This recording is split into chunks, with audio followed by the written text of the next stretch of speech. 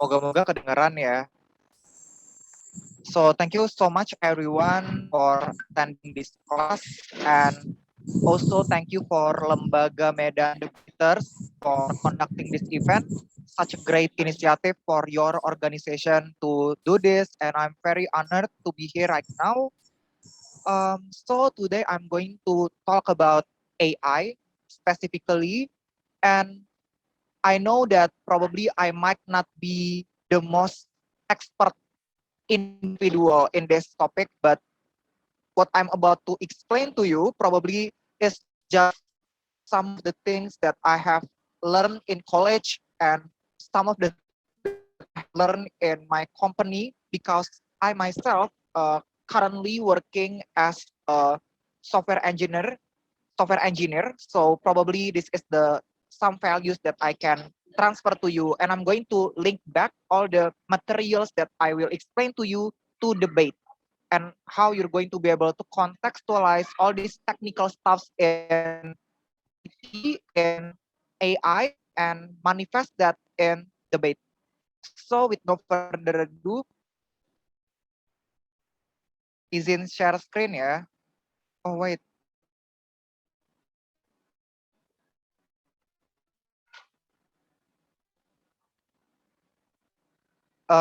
kelihatan kan ya? In this Kelihatan kok, Kak.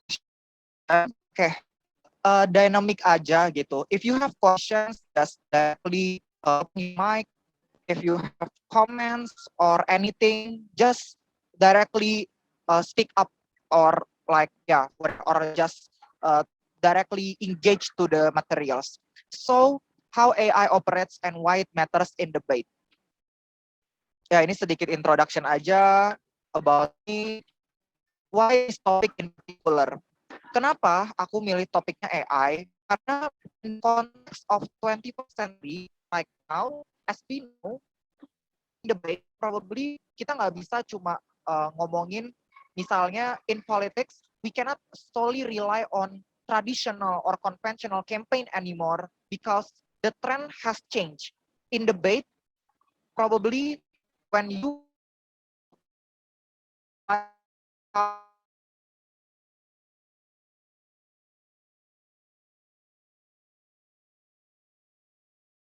no,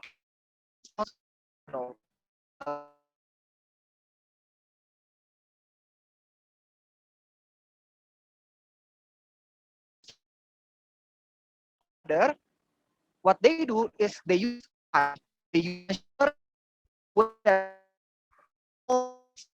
that they engage using target, for example, or like in companies, probably like the technology Kak Gabe, sorry Kak. Halo, ya. Your voice is not clear here. Putus ya? Iya.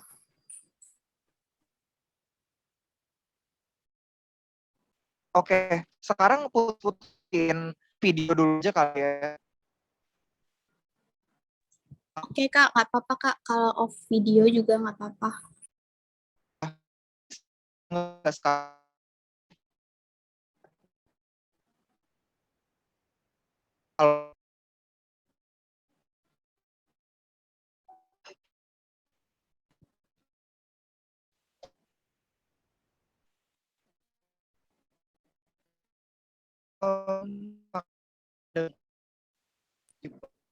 Masih putus-putus Kak suaranya.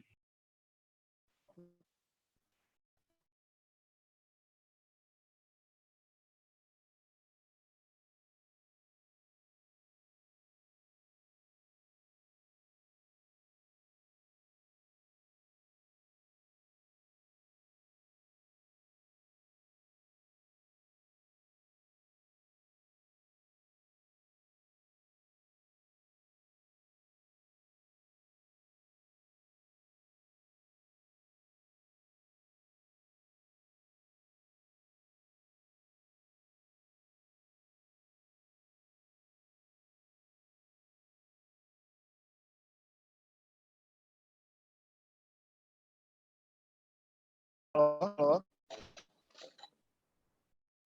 Am I audible? Yes, you are audible. Oke. Sorry banget ya kalau sinyalnya agak kind of troubled. Oke, aku lanjutin ya. So, reason why I choose this topic, tadi yang udah aku bilang, the probably in debate, we need context class. Kita harus ada konteks, politics, IR, economy, everything needs context.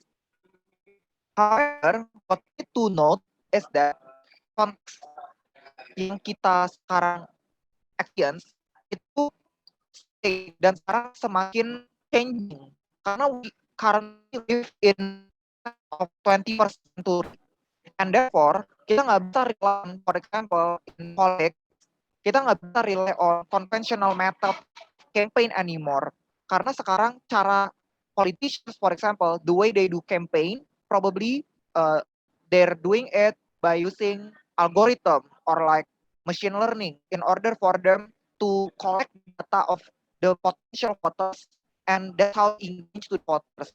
And that's the same thing when it comes to corporations, for example, in the way that do their marketing, in the way they do their production. Yeah, their whole supply chain probably now this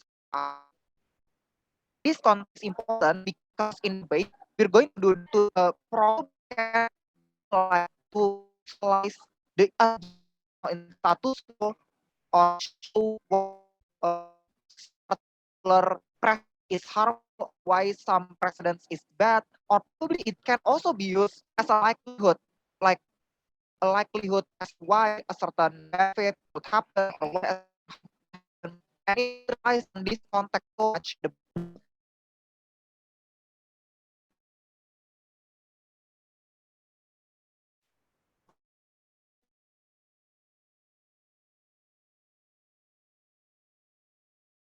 I'm going to explain what is AI. So AI, as we all know, probably it's different with other types of technology. So we need to differentiate just technology or a mere machine with uh, intelligence, intelligent machine with AI. Because handphone, HP kalian probably AI or printer itu bukan AI, lab itu juga bukan AI. Kalau itu masih trained on human, it can AI. It can be categorized only it is automated. Ketika bisa berfungsi sendiri, ketika dia bisa sampel di activity of human, ketika dia bisa melakukan hal yang sama seperti human behavior or human brain, not just not simply like bukan cuma sekedar kayak cara mereka melakukan aktivitas, misalnya robot, bukan cuma sekedar robot melakukan aktivitas seperti human atau untuk membantu human, untuk membantu orang tua elderly, tapi juga termasuk the way they empathize to other people, the way they assemble emotion of this AI. Dan mungkin ini sedikit hal yang di bawah AI is different. So AI is of physical, always in the physical form. Terkadang bisa aja bentuknya tidak ada abstrak. It's not we cannot always see AI with our eyes, ya. Nggak bisa kita lihat dengan mata telanjang gitu. Karena banyak sekali AI yang juga mungkin ya basisnya sistem atau ya basisnya adalah data. That's why makanya ada data science misalnya kayak gitu. Nah, itu yang dimaksud dengan AI. Nah, bagaimana AI bekerja? How AI works? Just like humans, machine needs to learn. Jadi sama aja kayak manusia. Supaya ada AI, supaya AI itu bisa terbentuk, mereka harus belajar dulu. Dan cara mereka belajar itu ada subset of learning-nya sendiri, namanya machine learning. Nah, caranya bagaimana sih? How do we teach machine? Biasanya cara kita teach machine adalah dengan menggunakan data. Nah, seperti yang kita lihat gitu ya di sini, menggunakan data ya. Nah, data itu dijadikan input. Nah, input data tadi itu kita train atau kita latih. Nah, proses pelatihannya itu ada layer-layernya. Nanti diambil bobotnya. Nah, nanti adalah perhitungannya, itu yang pada akhirnya akan menjadi outputnya.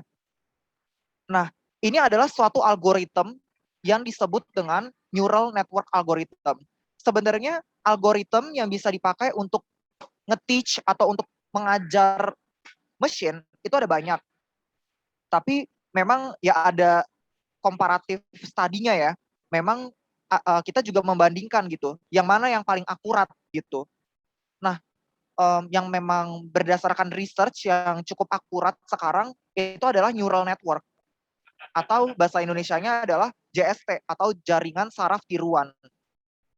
Nah, sebenarnya ada yang lain ya, algoritmnya ada juga fusi algoritma fusi, ada juga algoritma Canirac-Snakebor, ada sebenarnya algoritmnya. Ada yang ya ada banyak lah pokoknya. Nah, tapi memang yang paling cukup akurat adalah neural network algorithm. Nah, kenapa dia disebut neural network algorithm? Kenapa dia disebut neural networks? Bahasa Indonesia kan jaringan satuan. Nah, jadi atau mimic operation brain to recognize the relationship between Nah, misalnya data ada banyak, kita mau train human machine-nya, gimana caranya dia bisa sample human, atau bagaimana cara dia berempathize with other people, itu ada datanya gitu, sehingga mereka pada akhirnya bisa melakukan aktivitas yang dilakukan oleh human. Nah, sebenarnya kalau di AI sendiri, kalau di new networks itu sendiri, kalau kan biar cuma satu ya, dari input ke output itu cuma melewati layer. Ini ada node-nya, node 1, node 2, node 3 sampai dengan. Nah, sebenarnya adanya ini satu layer. Mungkin saja ada layer 2, layer ketiga, keempat, dan seterusnya. Nah, ketika layernya semakin banyak, itu disebut dengan deep learning. Ini set dari neural network. Jadi ketika neural network-nya layernya lebih banyak, itu disebut deep learning. Tujuannya apa? Tujuannya adalah supaya akurasinya semakin lebih tinggi, semakin lebih baik. Jadi semakin banyak layernya, proses training yang harus dilakukan oleh mesinnya akan semakin banyak. Dia akan semakin, misalnya ini layer pertama, dia akan ditrain dulu di sini. Nanti misal ada 02 misalnya, ada layer kedua misalnya, dia akan ditrain lagi di layer kedua, dan seterusnya. Sampai kita bisa mencapai akurasi yang paling optimal. Nah, itu biasanya kita menggunakan di investasinya apa? Yang pertama bisa kita pakai di robotics. Karena jelas robot, ya nggak mungkin tiba-tiba robot bisa bergerak gitu aja. pasti ada fitur-fitur di mana dia harus, kalau misalnya mau yang canggih banget, kita kan nggak mau robot itu cuma sekedar ya gerak doang kan. Kalau cuma sekedar gerak ya, I don't know ya, probably masih gampang gitu ya. Bisa pakai kayak Raspberry Pi atau mungkin pakai Arduino. Mungkin kalau cuma sekedar sensor-sensor masih bisa gitu menggunakan yang tadi aku bilang, Raspberry Pi atau Arduino. Tapi kenyataannya kita kan pengen robot itu lebih canggih lagi ya, bukan cuma sekedar mereka bisa bereaksi terhadap sensor, misalnya sensor suara atau sensor perabaan. Kita maunya mereka juga bisa berempati gitu dengan manusia misalnya, atau dia bisa lebih responsif. Nah, cara untuk membentuk respons dari robot tersebut itu nggak mungkin dong mereka tiba-tiba merespon begitu saja. Akan ada skenario-skenario di mana mereka akan dilatih untuk menjadi responsif. Nah, itu yang biasanya kita pakai neural networks ini. Kita menggunakan itu dalam development robotics. Nah, tapi yang memang paling sering dipakai machine learning ya, especially neural networks, yang paling banyak adalah forecasting atau prediction. Kalau anak-anak data science ini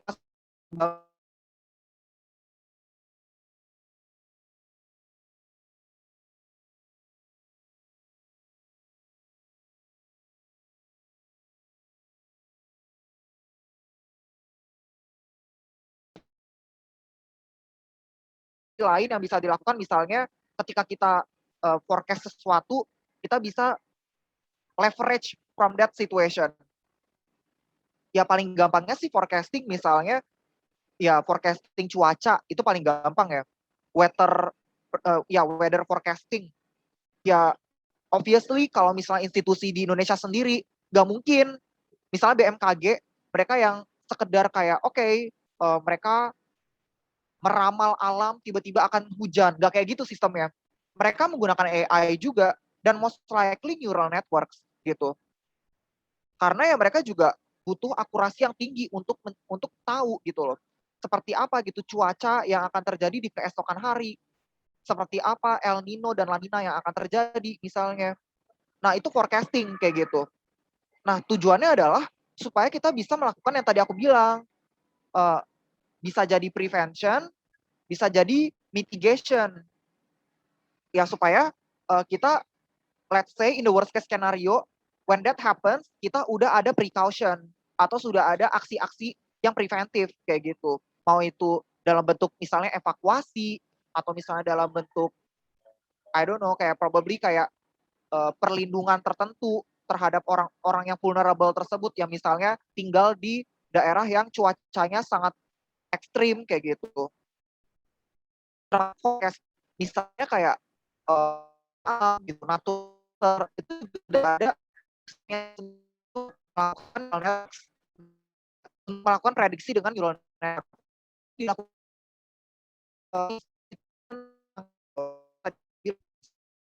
gitu. Kayak forecasting di mereka atau paling gampang ini forecasting tren pasti mereka pengen tahu nggak tren di masyarakat seperti apa sih, kayak sekarang siapa lagi beli apa ya kayak gitu.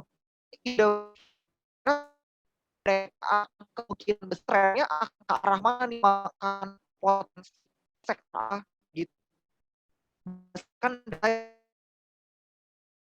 dari datang behavior orang seperti apa dan kalau tertentu dari jangka 10 tahun itu bisa kita forecast kemungkinan dalam 5 tahun atau 10 tahun datang orang-orang kira-kira seperti apa ya ketika mereka mau melakukan purchase kayak gitu dan itu bisa jadi leverage buat companies karena mereka bisa take advantage from it. Jadi mereka tahu in the future ada kemungkinan ada tren nih yang bisa kita kita bisa yang bisa kita exploit kayak gitu. Dan probably ya itu bisa jadi profit buat mereka kayak gitu. Ya basically kayak gitu lah. Fraud detection ya intinya kayak deteksi kalau ada penipuan ya atau risk assessment kalau ada resiko-resiko itu juga bisa dimitigasi dengan neural network ini. Tapi basisnya adalah yang penting semuanya itu berdasar dari data. Karena semuanya pada akhirnya the root of everything is data. Karena AI nggak bisa operate on itself tanpa data. Itu sih.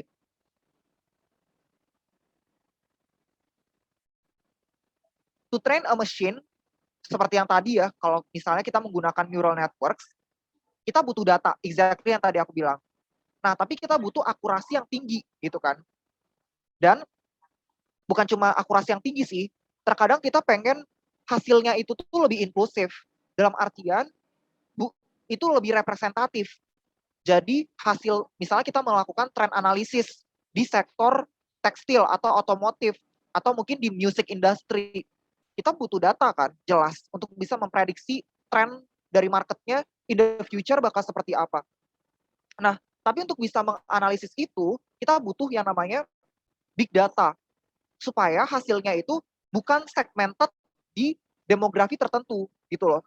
Jadi ada sampling data yang, bahkan nggak cuma sampling ya, bukan cuma data sampling, tapi data yang benar-benar masif, yang terstore dalam big data, supaya kita bisa punya akurasi dan bahkan inclusivity yang lebih besar gitu loh dalam menganalisis kira-kira hasil prediksinya nanti seperti apa kayak gitu.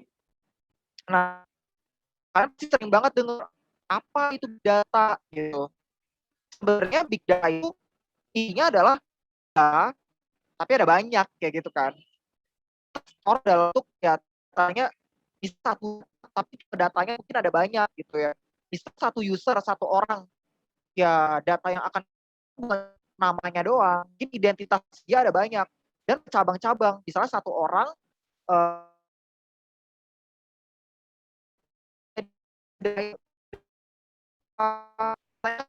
relationship juga dari satu data dengan data yang lain kayak gitu. Datanya nggak cuma ribuan dan ya jumlahnya akan sangat besar. Nah, ini yang sekarang terlihat di population itu sering banget karena ini terkait dengan data. Memang corporations mendalami ya mereka memang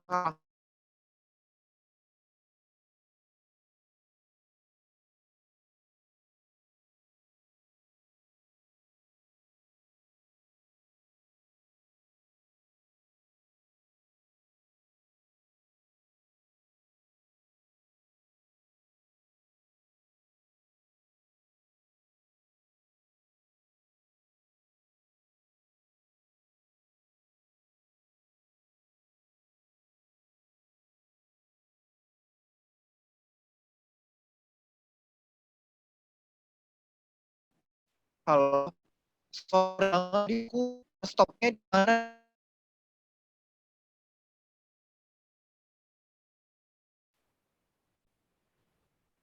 Halo, halo, halo,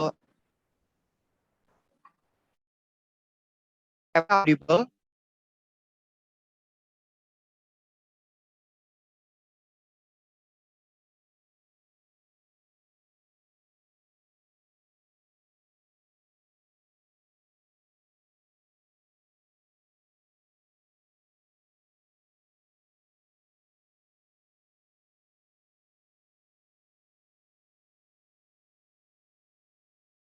Halo, am I audible?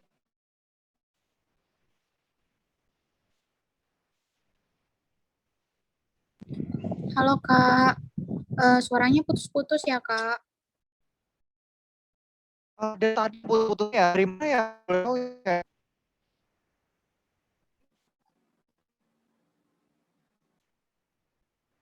Ya, sedih banget di tempat aku soalnya hujan. Halo, Halo, masih putus-putus ya? masih Kak.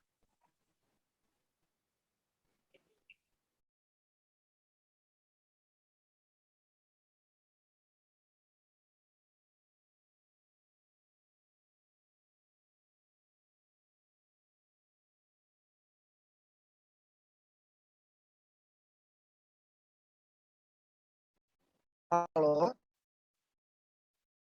Sorry, aku kedengeran nggak ya? Atau masih putus-putus ya? Masih sedikit putus-putus, Kak. Aduh, ya.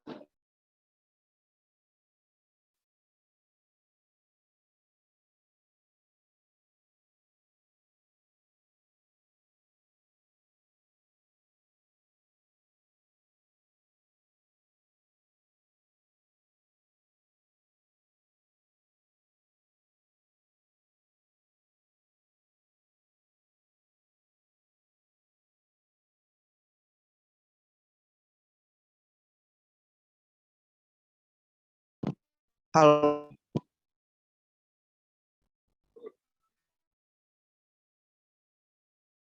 halo.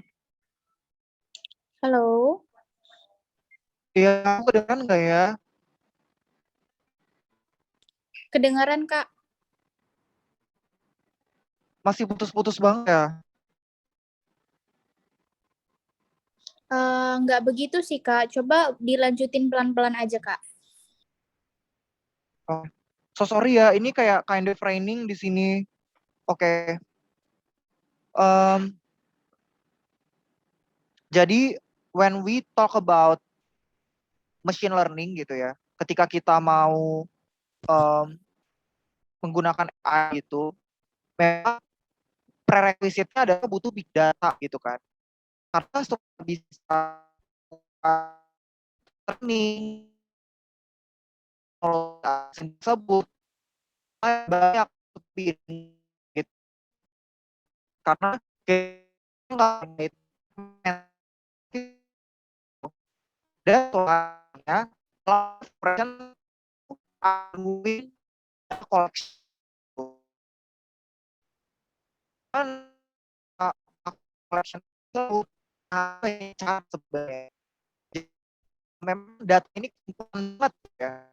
Makanya setiap customer gitu ya.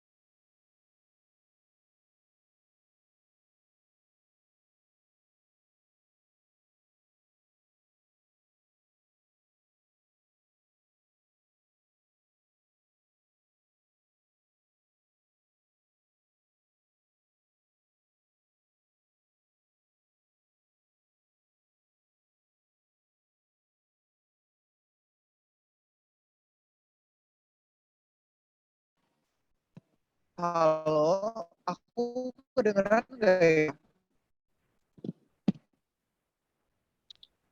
Halo, Kak. Halo, halo. Kedengaran.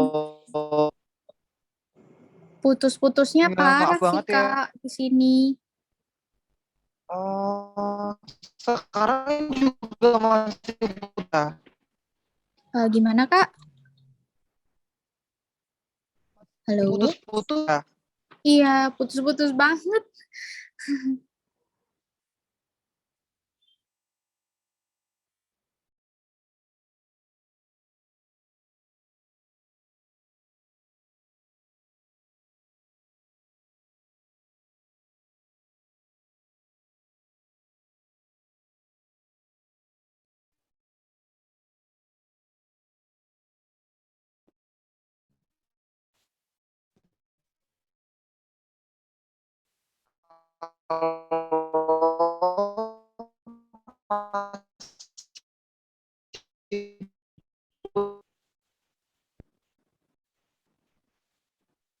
Halo, Halo, Kak. Masih putus-putus banget ya? Oh, sekarang udah enggak sih. Oh, udah enggak ya? Iya, sekarang udah enggak. Oke, aku lanjut ya. Udah bagus, Kak.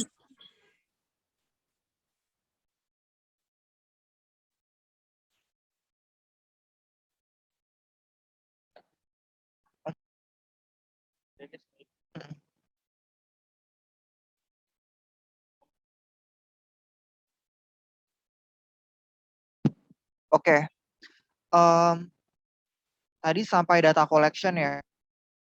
Intinya gitu guys, yang tadi aku sampaikan gitu.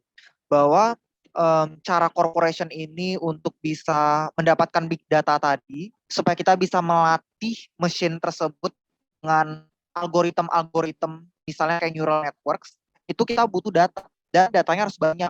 Maka kita akan nge-collect data. That's why, makanya corporation itu selalu punya prinsip bahwa data itu important banget. Nggak boleh sampai ada yang miss. Rekap datanya itu harus benar-benar clear. Dan ya semua historical datanya itu harus benar-benar terstore gitu loh. Makanya ini kaitannya sebenarnya mungkin bisa aja dengan cloud computing juga sih sebenarnya.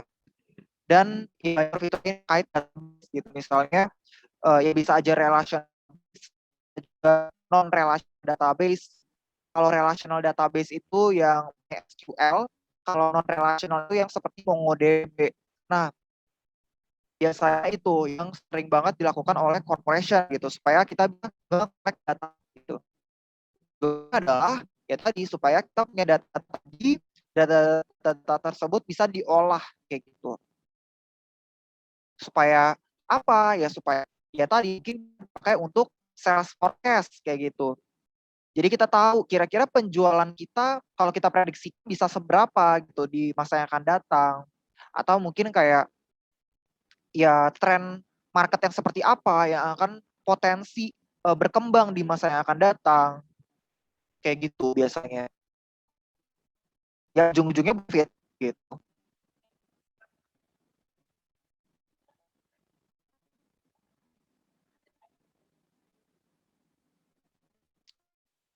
But is it only companies? Nah, yang perlu kita sadari adalah bahwa social media is also doing it. Misalnya mereka juga nge-collect chats, replies, atau setiap klik yang kita lakukan di sosial media itu di store. Bisa aja ya ada database-nya sendiri lah untuk nge-store itu. Jadi ada log-nya biasanya. Nah, biasanya sosial media itu akan melihat pattern behavior kita di sana. Ini orang kira-kira paling sering misalnya belanja apa sih gitu. Atau kayak dia paling sering pakai apa ya kayak dia tuh interaksinya seperti apa sih di sosial media. Nah, itu kita ada algoritmanya sendiri untuk ngelihat behavior tersebut di sosial media, yaitu menggunakan natural language processing atau NLP. Jadi NLP ini itu tuh algoritma yang dipakai untuk menganalyze pattern dari komunikasi yang kita lakukan dari teks misalnya, atau dari speech atau dari omongan. Itu biasanya bisa diproses juga gitu di NLP gitu. Jadi hati-hati juga gitu. Kan terkadang bukan cuma teks ya, kan kayak setiap call kita, misalnya kita ngelakuin call lewat sosial media, atau mungkin VN yang kita kasih ke orang lain, ya rest assured itu pasti akan ada yang nge-analyze itu sih. Ya misalnya dengan NLP tadi gitu, untuk nge-analyze pattern behavior kalian gitu loh. Nah, sebenarnya buat apa sih si sosial media itu nge-store data-data tersebut? Ya memang yang paling sering kita lihat sosial media companies gitu ya, kayak Facebook, eh, Instagram, pasti mereka profit oriented juga kan. Mereka pengen dapat profit, sehingga makanya data-data tersebut biasanya mereka analyze juga gitu loh. Nah kira-kira berdasarkan karakteristik orang tertentu, misalnya itu kita analyze dengan NLP, dia paling suka belanja apa. Nah, itu yang nantinya muncul misalnya di IG advertisement kalian. Nah, itu namanya targeted advertising. Nah, itu yang dilakukan oleh sosial media gitu. Mereka ngelihat behavior kalian gitu loh. Atau dia ngelihat kalian paling sering ngebuka konten apa sih di internet gitu loh. Yang paling sering kalian jelajahi itu apa sih? Misalnya kalian suka banget ngebuka konten tentang gym atau misalnya konten tentang kesehatan. Itu yang biasanya juga akan diekspos ke kalian gitu loh. Dengan tujuan ya kalian termakan dengan advertisement tersebut. Atau in the very worst case mungkin bisa aja sampai to the level of addicted kayak gitu. To the level of addiction gitu. Nah, ya supaya apa ya? Supaya advertisementnya si sosial medianya makin laku. Karena kan advertisement itu sebenarnya yang sebenarnya kan itu subscribernya dari companies gitu kan. Ada perusahaan-perusahaan yang mungkin ya mereka pengen gitu loh supaya barang mereka laku. Mereka akan daftarin di IG Ads misalnya. Itu kan sebenarnya bayar kan. Kayak si IG-nya dapat duit, ya si perusahaan yang menaruhkan ads-nya di IG itu juga ya bisa meningkatkan marketing mereka dan penjualannya gitu. Nah, basically yang seperti itu. Makanya sosial media, oke, I'm going to receive certain part of profit in this gitu. Mereka akan dapat profit dari si corporation yang akan bayar IG ads-nya. Nah, tapi kalau misalnya IG ads-nya nggak laku, ya probably nggak akan ada yang mau subscribe dong. Nggak ada corporations yang mau naruh uh, nggak ada yang mau naruh dong IG-nya di sana gitu. That's why makanya mereka selalu enhancing this NLP misalnya gitu. Biasanya tadi NLP-nya juga diintegrate dengan deep learning misalnya supaya lebih akurat. Nah, tapi yang paling sering banget kita lihat di debat pasti kan lebih ke arah kayak sebenarnya bukan teknikalnya ya. Teknikalnya mungkin bisa jadi konteks, tapi sebenarnya kalau di debat sih kalau kita ngomongin AI gitu ya, sebenarnya lebih ke reaksi atau reaction dari aktor yang kita target kan. Kalau di sini kan berarti targeted advertising. Kan society ya, society kita bakal target gitu. Oh ada advertisement makanan apa nih yang kalian sering banget diskusiin sama teman kalian, itu yang bakal muncul di IG ads kalian. Nah basically ya itu kan targeted advertising. Nah sebenarnya ini ada some concern sih. Is it a good thing or a bad thing? Is it helping society to explore their choices of products they desire? Or instead, it might cause unnecessary consumerism kayak gitu. Ya sebenarnya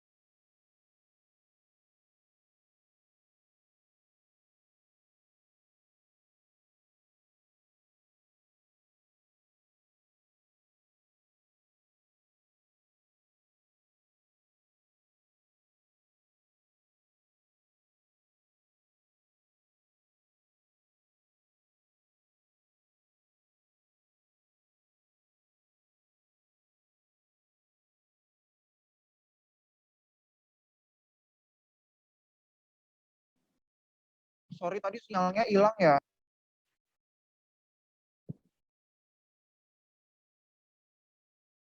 Halo.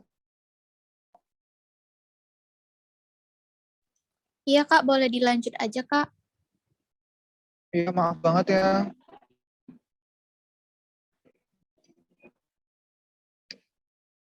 Ya gitu ya guys. Jadi yang tadi aku sampaikan gitu. Kalau kita ngomongin targeted advertising, ya ada concernnya gitu. Is it going to help society to explore their choices of products they desire, or instead it might cause unnecessary consumerism kayak gitu. Sebenarnya di sini sih lebih banyak ke likelihood-nya ya.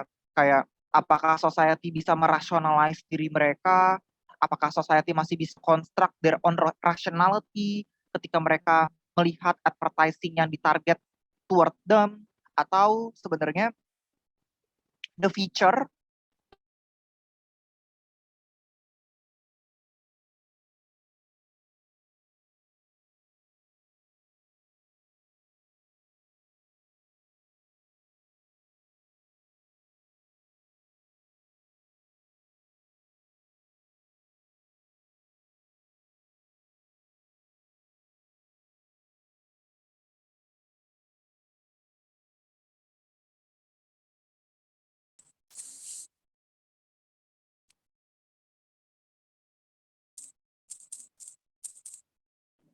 Halo, Halo Kak. Halo.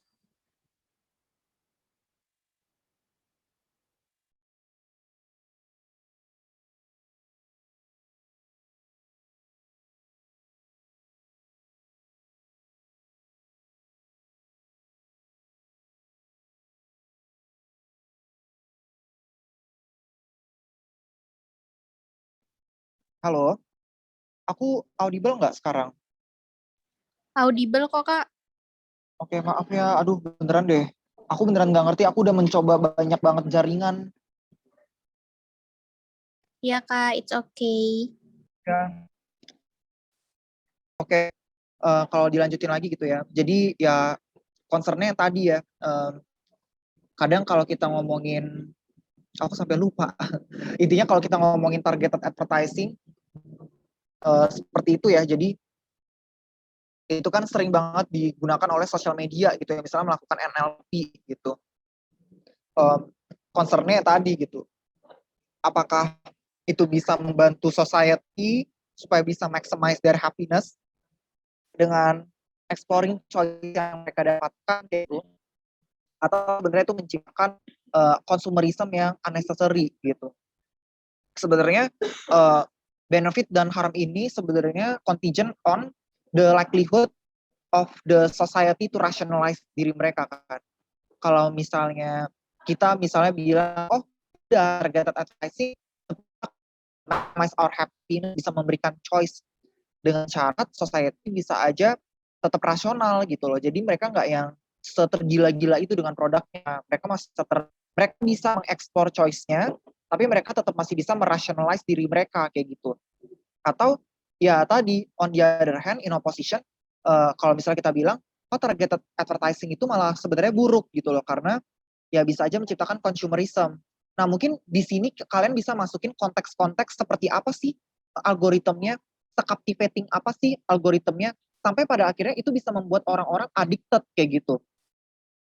Ya tadi, mungkin kalian bisa memportray penggunaan NLP-nya, apakah itu benar-benar membuat uh, apa ya, jadi seresponsif itu algoritmnya, sehingga ya tadi kayak akan selalu muncul advertisement setiap kalian melakukan aktivitas, advertisementnya cepet loh berubahnya. Yang di IGS di kalian kan cepet banget nggak sih berubahnya? Setiap kalian melakukan aktivitas apa, dia berubah gitu loh. Misalnya kalian lagi nyari produk-produk, misalnya produk fashion, dia langsung cepet berubah jadi fashion. Tapi pas kalian berputar gitu, kalian nyari color shape, langsung cepet berubah jadi shape. Nah itu proses algoritma NLP-nya dipakai gitu loh. Disitulah algoritma NLP itu bergerak gitu. Di situ mereka algoritmanya operate dan seresponsif itu gitu loh. Makanya itu membuat orang-orang apa ya, jadi bener-bener se apa ya, se bisa se-addicted itu gitu loh dengan advertisement yang kita berikan gitu. Nah, makanya itu yang membuat orang-orang seirasional itu, sehingga mereka jadi sangat consumerist dan mereka jadinya nggak bisa ngekontrol their expense misalnya gitu. Nah, itu beberapa likelihood yang bisa ditambah gitu loh ketika kita uh, jadi fitur-fitur yang tadi aku sampaikan sebenarnya bisa di-equip sebagai likelihood gitu.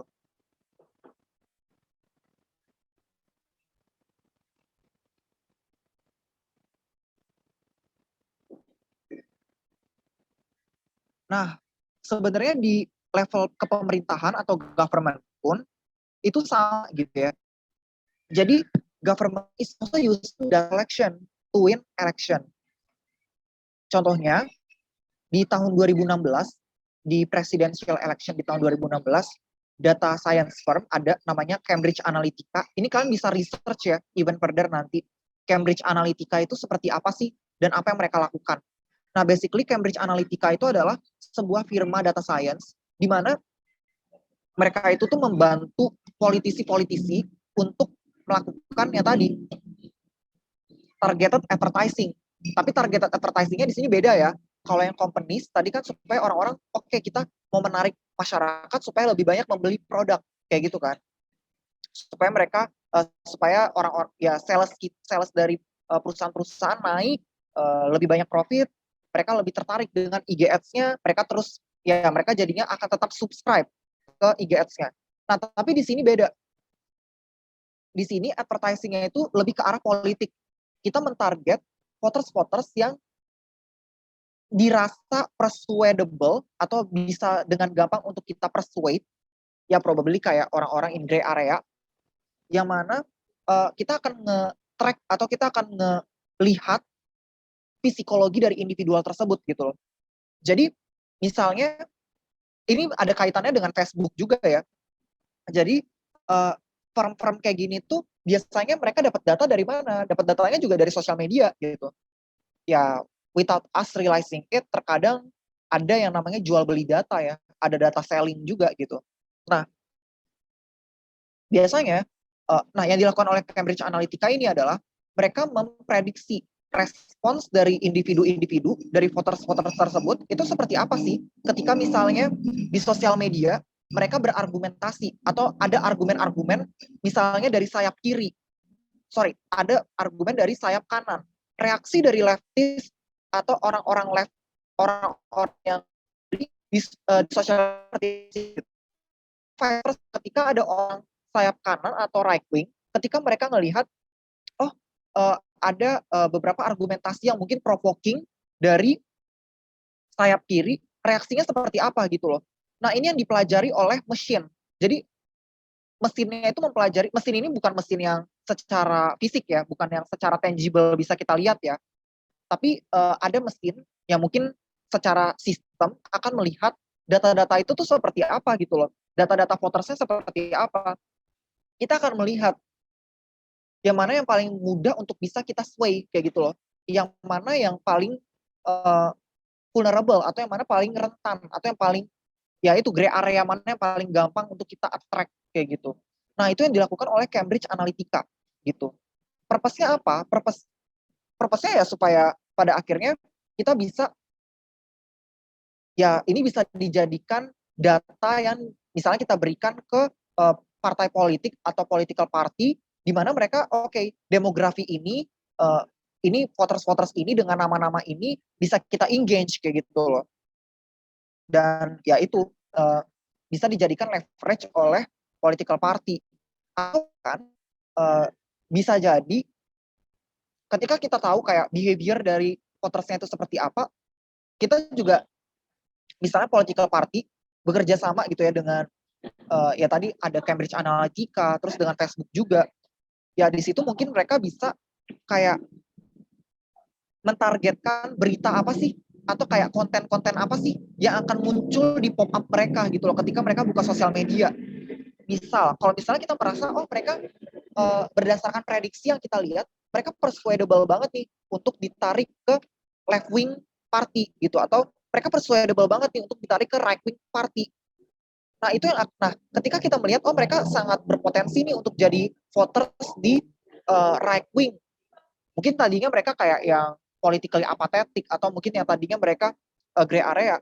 Nah, ketika misalnya oh kita melihat mereka berpotensi itu yang mereka kita sebagai political party bisa mensuguhkan kayak berita terkait sayap kanan seperti apa gitu loh. Itu yang akan muncul juga terkait dengan news, berita-berita seperti apa yang akan muncul gitu loh. Berita yang muncul di timeline mereka atau di search mereka kayak gitu.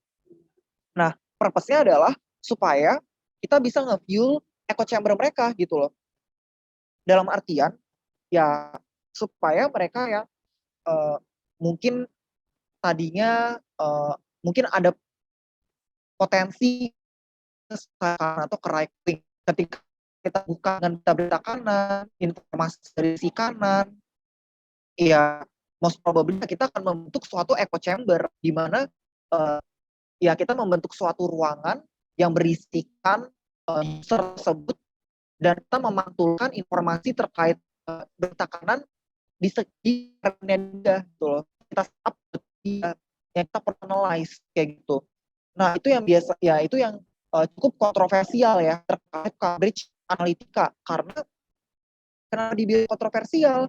Karena jatuhnya sedikit elitis karena kayak butuh ya bisa akses hal tersebut kan unit resource, unit capital karena it require juga gitu bisa nge-collect data tersebut, data collection yang tadi aku sampaikan gitu ya, big data and stuff kayak gitu, it requires resources yang mana ya most probably hanya big political parties atau kayak political parties yang dominan aja yang bisa akses kayak gitu. Yang mana ya to some extent kind of unfair karena mereka privilege kayak gitu kan. Makanya akan sangat mudah bagi partai-partai yang memang sudah punya duit untuk win the next election kayak gitu by monopolizing the system kayak gitu using AI kayak gitu sih.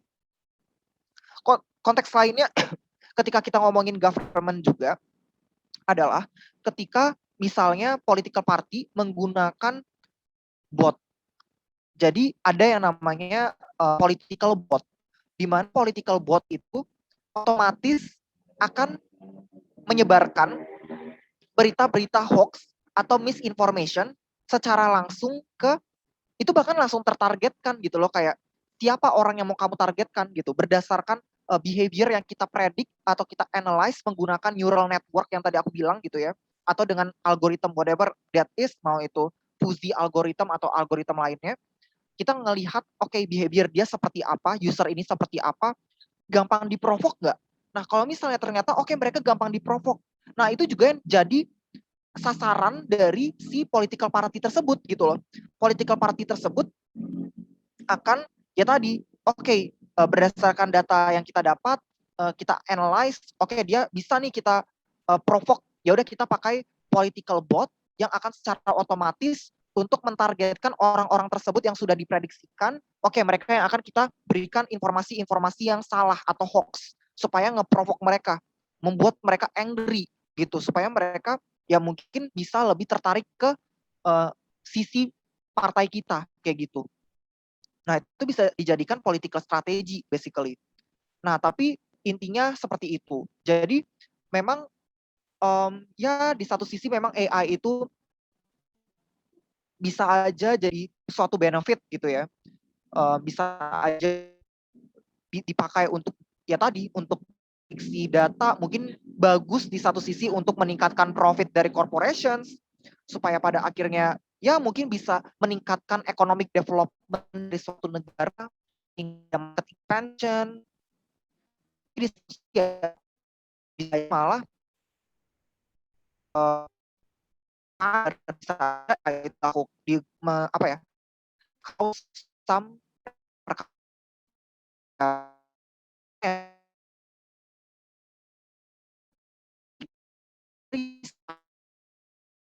konsep strategi event gitu.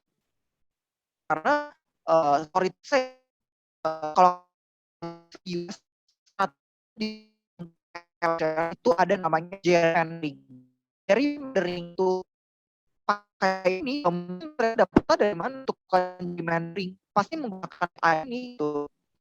Nah, seperti itu. The way we use AI and konteks itu. Dan kembali lagi aku emphasize bahwa it requires data gitu ya. Jadi memang data itu penting banget karena itu data karena kita bisa kayak gitu. Dan data juga biar gitu. Kalau kalian tahu konteksnya, bahkan ada orang yang jual data. Kalau memang mereka menjual data itu jual gitu. Ini mungkin sedikit advice juga gitu. Tadi aku mau sampaikan ini tapi sempat lupa. Kalian sering nggak sih kalau buka website, terus eh, muncul tuh di websitenya cookies agree or not? Sering nggak?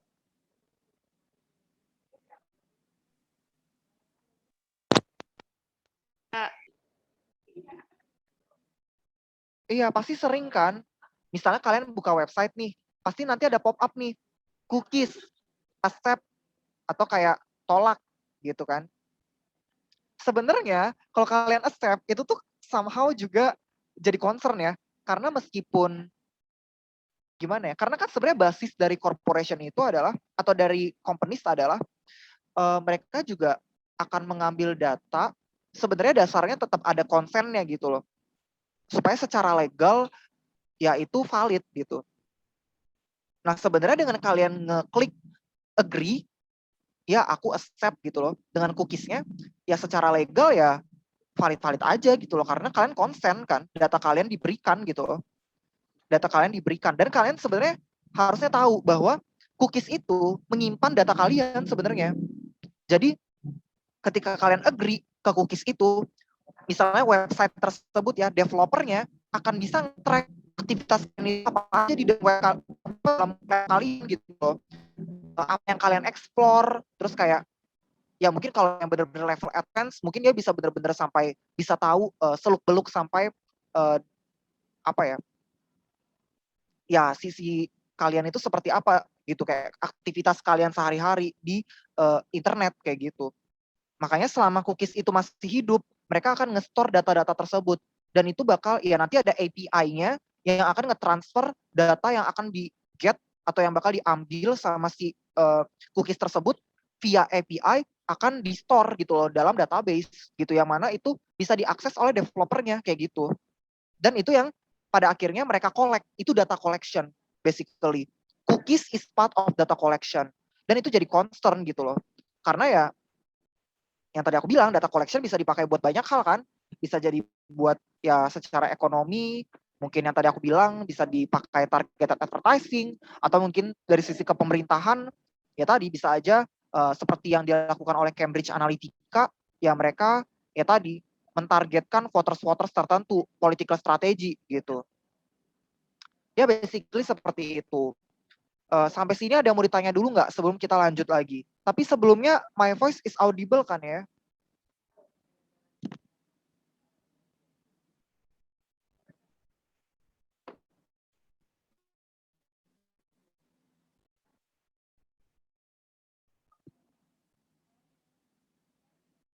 Oke, clear, audible. Puji Tuhan, audible. Ah, so sorry ya, putus-putus.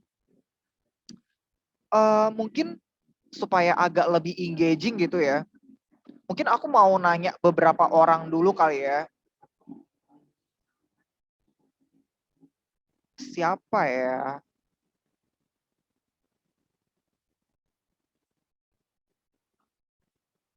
Kebanyakan yang join udah kenal sih. Cuma ya udahlah ya.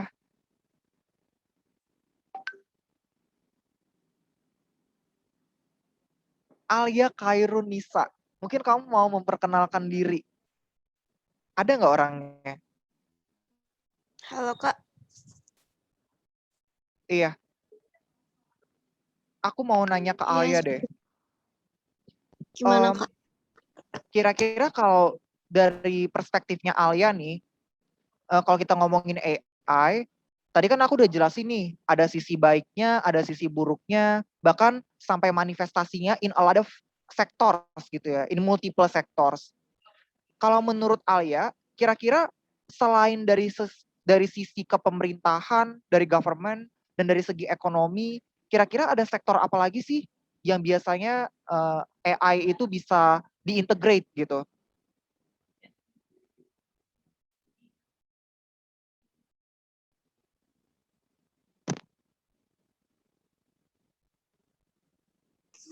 Kalau misal menurutku itu bisa diintegrasi setiap sektor Kak. Misal di sektor pertanian, AI bisa menjalankan robot buat traktor gituan Kak.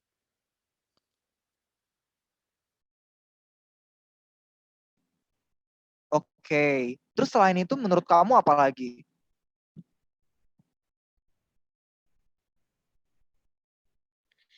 di sektor pendidikan juga bisa mungkin Kak, mungkin di misal di library gitu, terus kalau misal mau nyari buku pakai AI juga gitu. Oke, bisa sih.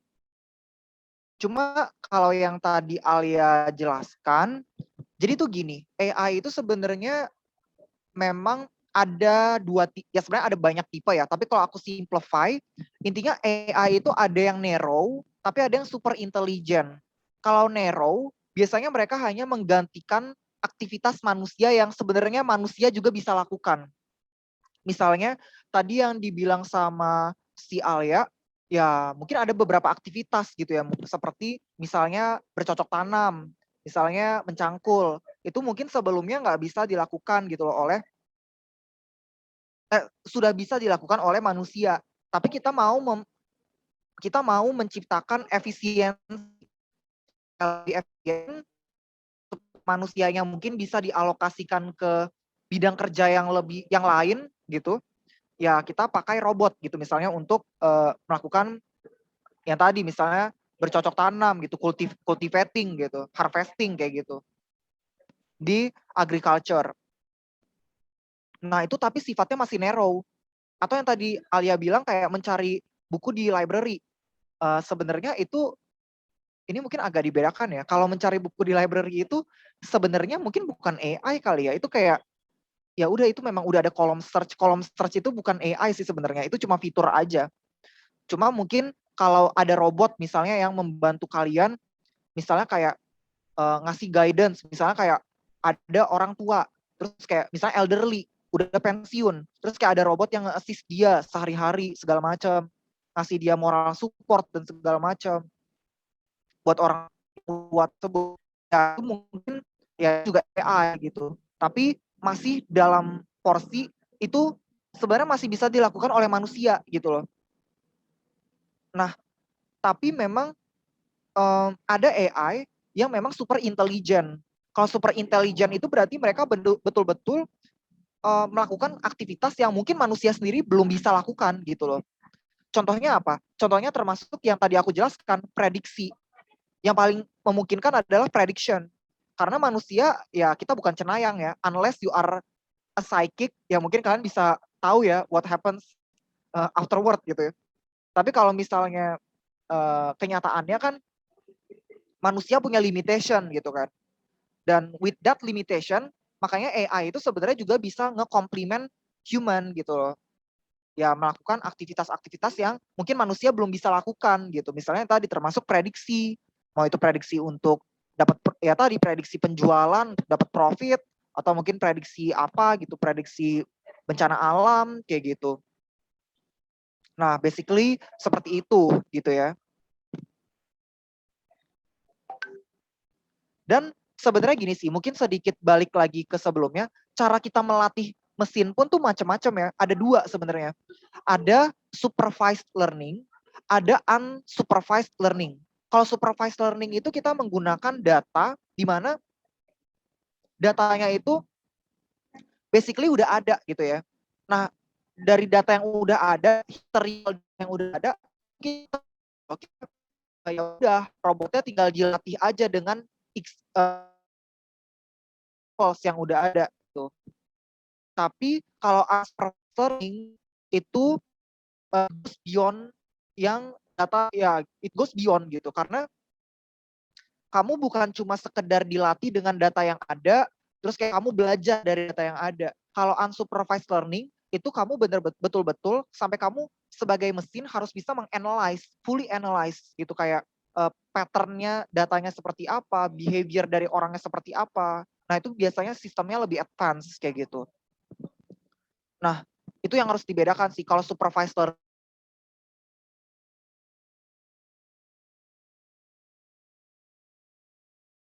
ya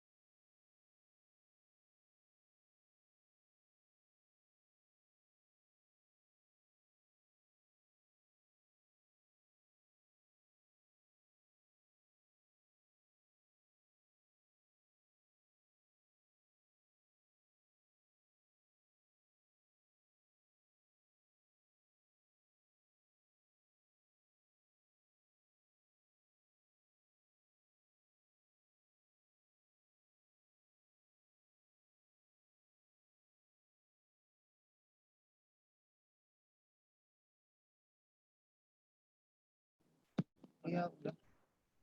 Sorry tadi terputus lagi. Ini ada motion gitu ya. This source supports the use of predictive algorithm in court. Mungkin aku mau coba panggil siapa gitu ya, random kali. 2 orang kali ya. Fahrina Diva ada nggak?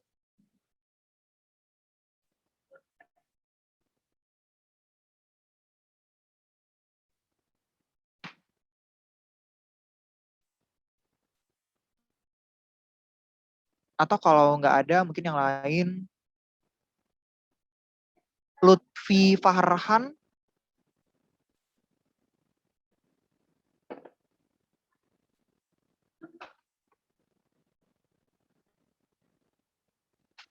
Sorry sebelumnya, suara aku audible kan ya? Audible, Kak. Oke. Yang barusan ngomong siapa?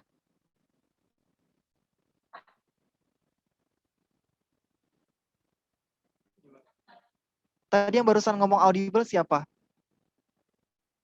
Ramadhani. Oh, Ramadhani. Ya udah, Ramadhani.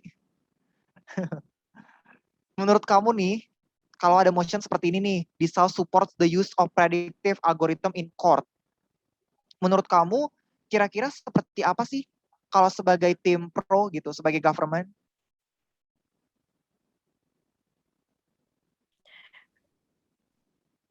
Jadi yang pertama dijelasin itu kenapa predictive algorithm itu dijelasin dulu kenapa itu tuh se-accountable itu untuk dipakai di court. Kenapa kira-kira?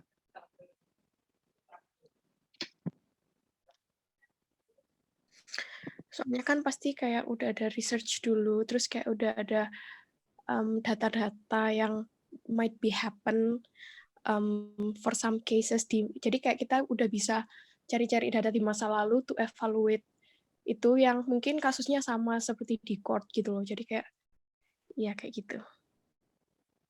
Oke, itu kan secara teknikalnya ya. How you're going, itu kayak secara teknis algoritmnya seperti apa gitu kan.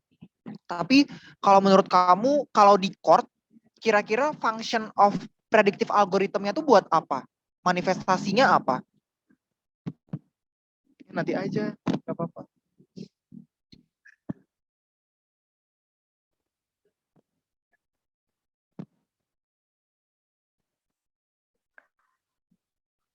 Untuk itu nggak sih, untuk kayak ngasih tahu kayak um, intentionnya orang ini doing crime itu apa.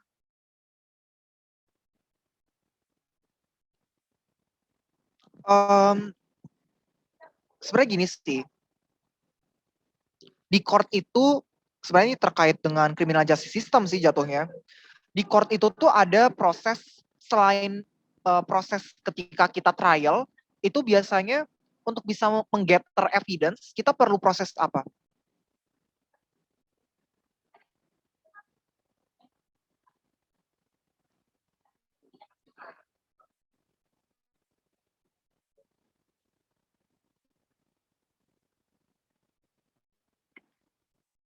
Olah TKP.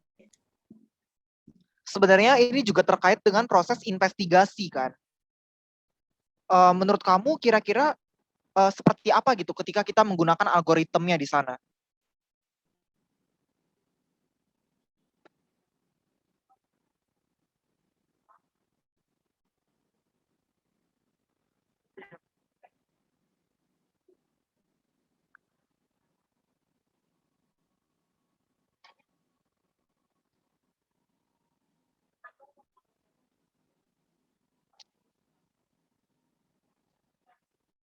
Nah, jadi tuh gini sebenarnya. Kan bahasanya predictive algorithm ya. Berarti kita akan melihat, kita akan memprediksi kira-kira apakah seorang apakah seseorang berpotensi untuk melakukan kejahatan atau tidak di masa yang akan datang, iya kan? Jadi sebenarnya prediction ini tuh bisa dilakukan juga sebagai bentuk prevention gitu. Jadi ketika kita tahu bahwa oh, orang tersebut berpotensi untuk melakukan crimes in the future, nah kita akan memprevent gitu loh. Ya, kita akan memprevent bagaimana caranya nih supaya ya dia tidak melakukan kejahatan itu lagi gitu. Dan keseringan juga adalah ketika kita memprediksi gitu ya, apakah seseorang itu melakukan, apakah ada potensi dia melakukan crimes atau tidak gitu ya di masa yang akan datang. Selain prevention juga kita bisa ngelihat kayak, mungkin tadi bener katanya Ramadhani ya, kayak motifnya tuh apa gitu kan. Dan ya dari situ kita bisa ngepredik gitu loh, kayak kira-kira seperti apa motifnya juga gitu. Tapi mungkin yang perlu kita analyze juga adalah dari segi negatifnya gitu. Nah ini yang sering banget jadi concern ya kalau kita ngomongin predictive algorithm. Jadi memang salah satu flaw dari predictive algorithm adalah terkadang meskipun kita punya data yang banyak gitu ya, meskipun ada big datanya, tapi terkadang bisa aja bias gitu. Jadi yang dimaksud dengan bias adalah bisa aja ini tuh malah predating atau targeting certain segmented community. Misalnya kalau di konteks ini adalah, kira-kira menurut kalian seperti apa harmnya dari predictive algorithm? Bisa diskriminatori nggak?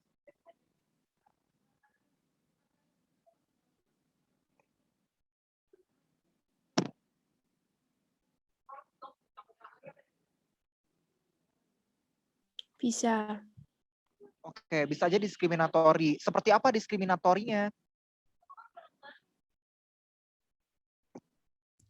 Kayak mungkin itu nggak sih, kayak black people yang kayak dulu dia doing crime terus kayak itu bisa masuk ke datanya, terus nanti itu ngejustify orang-orang lain minority itu untuk generalize gitu loh, kayak sama gitu loh, kayak mereka itu rebellion gitu nggak sih? Nah, betul. Nah, memang salah satu concern terbesar dengan predictive algorithm itu ya tadi betul.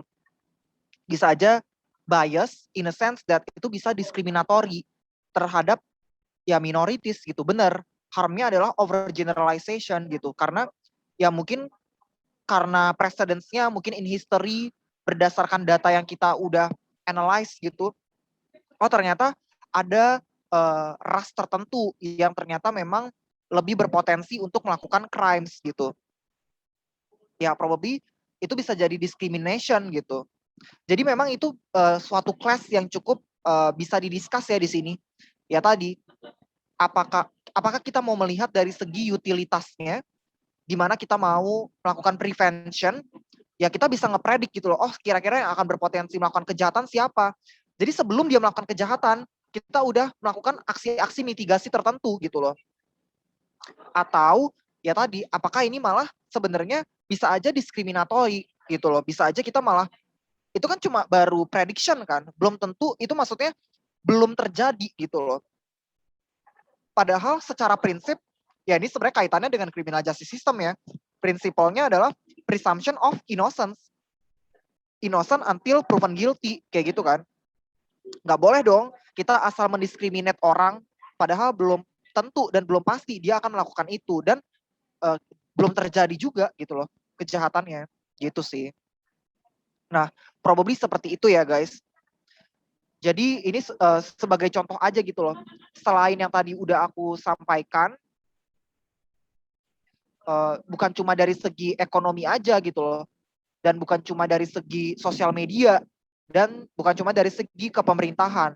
Tapi ya termasuk juga criminal justice system gitu. Bahkan AI bisa dioperationalize di sana gitu. Nah, memang ya concernnya tadi gitu. Ya memang permasalahan dengan ya namanya juga sistem gitu ya. Pasti nggak 100% perfect gitu loh. Ya tadi bisa aja bias gitu loh. Data groupingnya, data analisisnya bisa aja memang bias gitu. Meskipun ya memang kita selalu terus-terusan berusaha sih bagaimana caranya kita nge-improve algoritma tersebut gitu loh. Ya betul tadi kata Ramadhani, sehingga it raise a question, bagaimana nih caranya supaya developersnya bisa tetap accountable gitu loh. Bagaimana caranya supaya mereka akan terus berusaha untuk improve the algorithm supaya bias yang tadi aku bilang itu bisa dimitigasi kayak gitu. Atau bias-bias itu bisa disingkirkan gitu loh. Kayak gitu ya guys. Tapi aku mau nanya lagi deh. Kalau konteksnya IR, menurut kalian AI bisa di-operationalize nggak? Kalau di hubungan internasional, relations, kira-kira AI itu bisa dipakai juga nggak?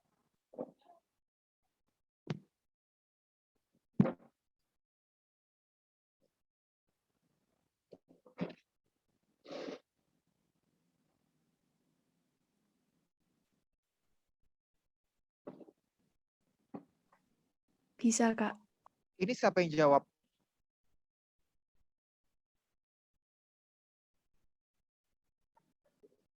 Tadi siapa yang jawab ya? Ramadhani. Oke, Ramadhani lagi. Oke, gimana Ramadhani kalau di international scale seperti apa? Militer nggak sih?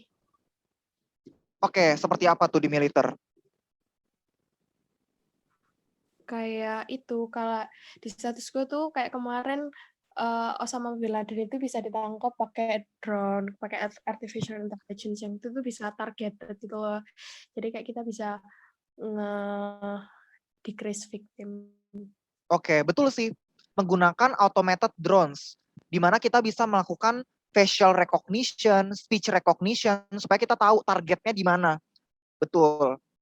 Selain itu, tapi selain konteks war, mungkin bisa, dan terorisme, mungkin bisa juga konteksnya itu bahkan literally hubungan antar negara atau diplomasi.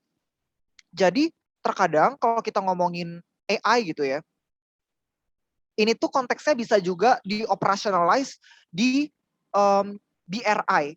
Pernah dengar BRI nggak? Belt and Road Initiative.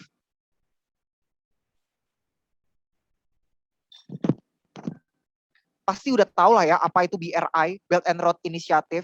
Itu kan project gede-gedeannya Cina kan, yang mana dia mau menghubungkan negara-negara ya itu sehingga terjadilah Belt and Road Initiative gitu. Supaya ada interconnectivity gitu kan. Project infrastruktur mereka lah. Nah, tapi itu sebenarnya Belt and Road Initiative itu isinya tuh ada banyak gitu, termasuk digital, termasuk dari segi digitalnya. Nah, di segi digitalnya dia itu juga apa ya? Jadi memang salah satu bentuk cooperationnya dan inisiatifnya adalah bagaimana caranya ya Huawei, kan mereka perusahaan terbesarnya dari segi teknologi itu Huawei ya. Jadi memang bagaimana caranya Huawei ini juga bisa mengakses personal data dari orang-orang yang terlibat dalam BRI tersebut gitu. Jadi ini bisa jadi politicization juga, di mana Cina bisa nge-leverage dengan cara ya tadi data collection yang tadi aku sempat jelasin gitu ya. Dari segi data collection yang tadi aku jelaskan ya, data collection ini juga bukan cuma kaitannya bukan cuma dalam segi profit gitu ya. Tapi sorry, aduh. Ini gimana ya? Kok kayak gini sih?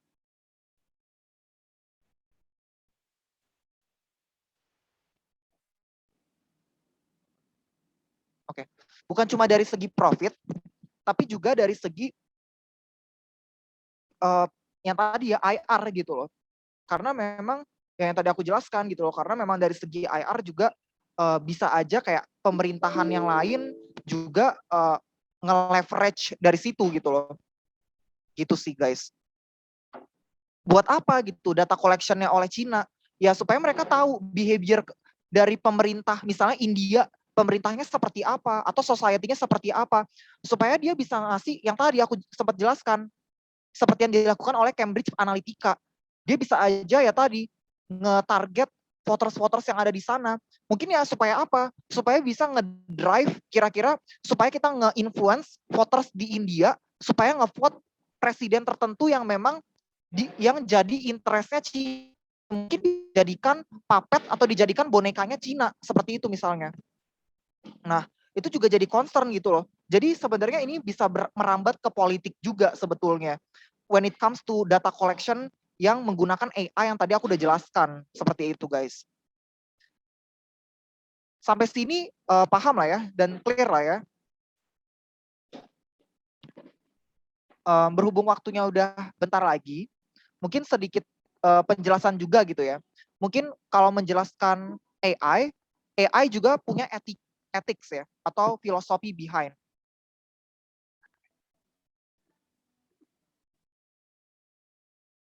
Jadi untuk ngomongin ethics, yang pertama memang kita akan ngomongin utilitarianism gitu ya. Dimana kita mau maximize happiness atau outcome kayak gitu. Dimana yang kita mau adalah bagaimana caranya AI ini benar-benar bisa nge-maximize outcome atau happiness dari humanity gitu. Ya salah satu caranya adalah ya human augmentation. Human augmentation artinya adalah bagaimana caranya kita meningkatkan produktivitas dari human misalnya. Jadi instead of replacing human with AI, bagaimana caranya AI itu sebenarnya bisa complement human productivity kayak gitu loh. Atau yang kedua, ya dari segi economic development, bagaimana caranya supaya proses produksi bisa lebih efisien, atau cara kita marketing jadi lebih efektif sehingga lebih dapat banyak profit kayak gitu. Atau bahkan secara utility dari segi environment, bagaimana caranya kita bisa membuat environmental protection yang lebih canggih dengan automation supaya pada akhirnya kita bahkan bisa nge-combat global warming. Bagaimana cara kita membentuk teknologi seperti geoengineering untuk bisa misalnya untuk bisa memperkuat stratosfer kita atau bisa misalnya kayak membuat kayak ice cap kita jadi terrestore kembali. Itu kan juga butuh data visualization gitu loh. Yang mana ya tadi butuh prediction analysis, butuh data analisis kayak gitu. Nah, prinsip lainnya when it comes to AI adalah Kantianism. Di mana memang Kantianism ini intinya adalah prinsip ethics bahwa sebenarnya approach ini adalah approach principle yang sifatnya human centric, di mana human itu yang harusnya jadi front face and in control of AI, both development and the operation. Nah ini yang jadi concern gitu loh. Jadi kita nggak mau AI itu malah jadi nge-replace human gitu loh. Harusnya kita yang bisa nge-control operationnya, harusnya kita yang bisa nge-control the way AI operates gitu loh, not the other way around kayak gitu loh. Makanya that's why kita juga harus punya some kind of control over the AI seperti itu. Dan yang terakhir concern-nya adalah privacy. Karena jelas mungkin trade-off dari semua development yang tadi kita bilang ya, semua utility dan outcome yang tadi aku jelaskan, trade-off-nya adalah individual right kita gitu loh, privacy kita yang hilang gitu. Ya karena yang tadi aku jelaskan ada data selling gitu loh. Sebenarnya kan kalau concern-nya privacy mungkin tidak menjadi harm yang buruk ya. Kalau sebenarnya kita bisa menggunakan datanya secara proper dan accountable. Tapi kenyataannya in reality data-data ini tuh dijual gitu loh via brokers buat interest dari aktor third party gitu loh, pihak ketiga. Ya misalnya ada economic interest untuk menjual beli data atau ada political interest yang tadi aku udah jelaskan kayak gitu. Ya mungkin untuk menyerang partai lainnya kayak gitu. Nah, biasanya seperti itu. Ya meskipun sebenarnya mungkin nggak semua industri seperti itu ya, nggak semua company seperti itu. Karena yang kita tahu mereka punya nature of competition, di mana mereka juga realize gitu loh antara satu company dengan company yang lain, mereka tuh saling compete gitu loh. Dan mereka masih mau menjaga image misalnya. Dan ya karena mereka masih mau compete dengan company yang lain, makanya kayak developer itu pun juga akan ada insentif untuk meningkatkan algoritmnya gitu. Sehingga ya algoritmnya jadi lebih aman. Mungkin dari segi encryption atau dari segi security-nya lebih ditingkatkan. Ya, I think that's the case of iPhone misalnya gitu. Yang mana mereka benar-benar cukup secure ya. Mereka sangat concern dengan masalah security kayak gitu. Nah, probably itu sih. Ya meskipun di satu sisi mungkin bisa aja competition-nya toxic karena exactly they want to win as a developer, they want to win compared to the other. Ya makanya mereka akan ya gimana caranya exploit the data probably ya for ya di misuse kayak gitu, dijual supaya dapat profit kayak gitu. But ya itu tergantung karakterisasi dari developersnya akan seperti apa. Tapi yang pasti ini bisa jadi likelihood. Jadi karakterisasi yang bisa dijelaskan di sini adalah, jadi intinya conclusion-nya bisa dijelaskan ada 3. Yang pertama, karakteristik fitur dari AI-nya seperti apa. Yang kedua, karakteristik dari society, the way they react to the AI. Dan yang ketiga, karakteristik dari developers-nya akan seperti apa. 3 analisis ini akan menjadi likelihood kenapa benefit atau harm kalian when it comes to motion-motion yang politik atau mungkin yang AI related itu bisa fly seperti itu guys. Jadi intinya kesimpulannya adalah probably it sounds technical, but I think it is important to give you illustration how the AI looks like, how it operates, sehingga kalian ketika mendebatkan itu, especially in political context, in economic context, kalian tidak yang fully buta, tapi kalian aware gitu loh dengan konteks in 21st century itu seperti apa gitu loh. Sehingga kalian bisa nge-manifest semua benefit kalian gitu. Mau itu yang tadi aku udah jelaskan, economic development, atau mungkin ada harm tertentu, misalnya politicization, bahkan impacting to the way we do diplomacy kayak gitu. Kenapa ini malah merusak proses diplomasi tersebut? Atau sifatnya malah jadi coercive dari satu negara ke negara yang lain. Seperti itu sih guys. Nah, jadi ya paling secara sekilas, that's all that I can explain to all of you. Dan probably I hope that adalah beberapa pembelajaran yang bisa kalian serap di sini. Especially about the technical sides gitu ya. And the way you can strategize yourself better when it comes to AI related motions. Apalagi ya karena terkadang memang ketika kita debat, we need context gitu loh. Ya in order to prove ya either urgency-nya atau likelihood-nya gitu. That's why karena kita debatnya sekarang bukan di zaman dulu, ya karena zamannya sekarang udah semakin canggih, politik pun sekarang semakin dynamic, ekonomi semakin dynamic, IR pun semakin dynamic. That's why this topic, I think it should be useful and probably it might help you in debate later on. That's all from me. If you have questions, probably you can directly approach me. Ada yang mau tanya tidak? Kak.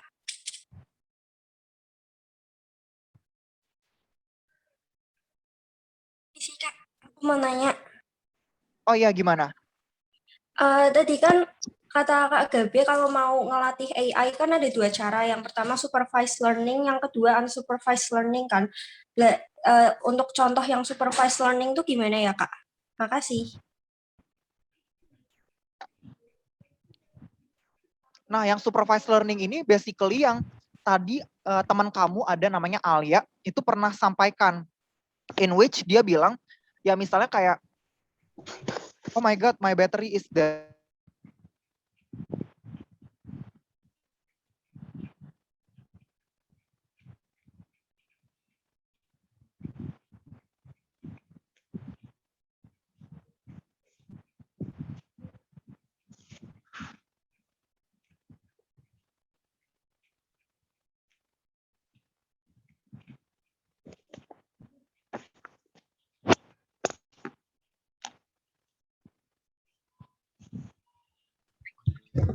Halo, sorry, laptop aku dead.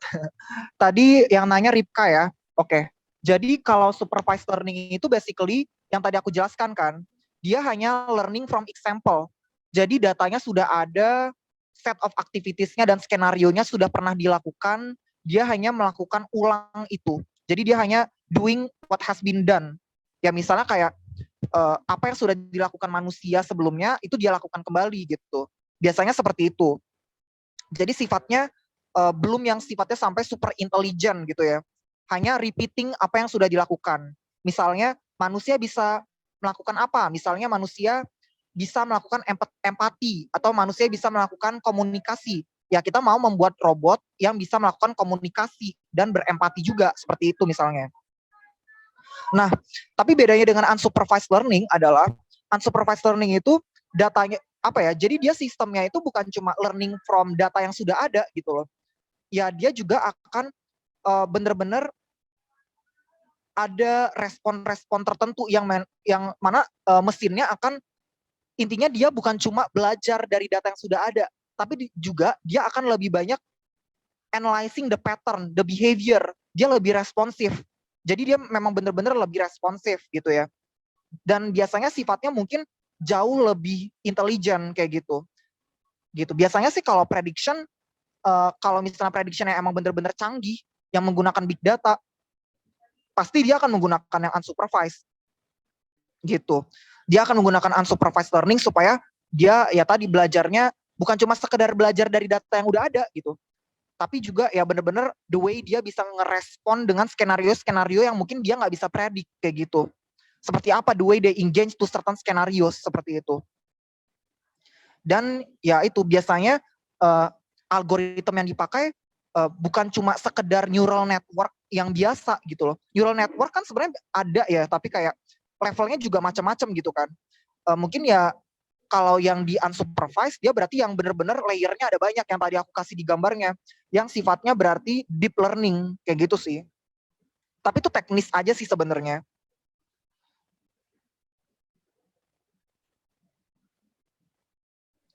Oke Kak, makasih Kak.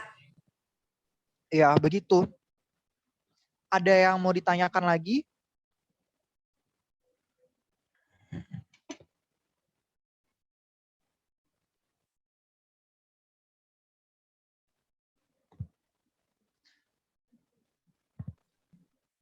Kak.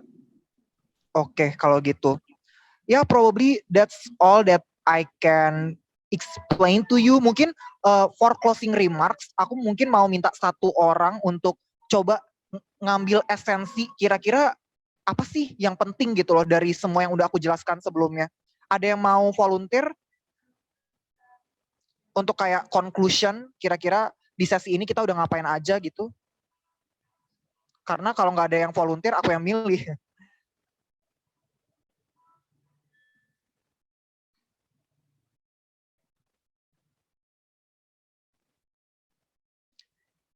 Mungkin ini yang namanya Mirza Alamsyah Muda.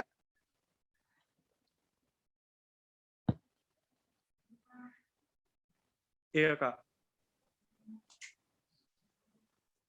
Kira-kira apa kesimpulannya yang bisa kamu ambil dari keseluruhan discussion kita? Oh iya. Jadi kalau menurutku big data sama AI kenapa kita perlu pelajari banget, soalnya apalagi di relevansi yang sekarang, soalnya lebih relevan to the current status quo, jadi lebih bisa likelihood yang kita dapetin buat so that our benefit or harm can be fly. Kalau misalnya kita ngomongin di debat, itu lebih bisa urgensinya lebih bisa dapat gitu. Lalu yap, terus kalau dari sini kita juga bisa paham gitu big data dan AI ini kalau misalnya digunakan sama corporation, digunakan sama government itu untuk apa, untuk kepentingannya pribadi sendiri, to the in extent to the certain benefit that they can use for themselves and harm towards the society. And yeah, basically itu kayak yang aku dapat, dan etiknya di AI yang terakhir tadi.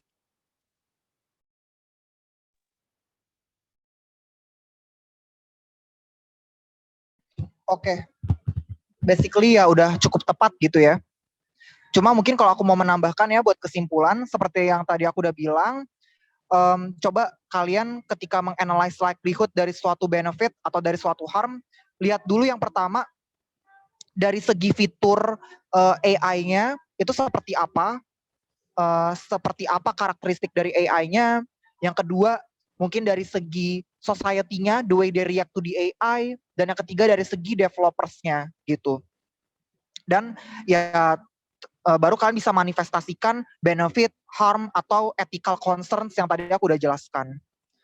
Seperti itu sih basically. Paling untuk further research, kalau kalian pengen belajar-belajar lagi, kira-kira apa aja sih teknologi-teknologi lain yang mungkin kita perlu pelajarin gitu ya. Mungkin yang pertama, coba baca-baca lagi blockchain itu seperti apa sih. Blockchain ini pasti kalian tahu lah, terkait dengan, ya kalau anak ada yang main kripto pasti tahu lah, apa itu blockchain.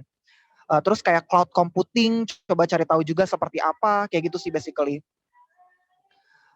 Basically seperti itu ya everyone. I think this marks the end of the session. I'm giving it back to the committee.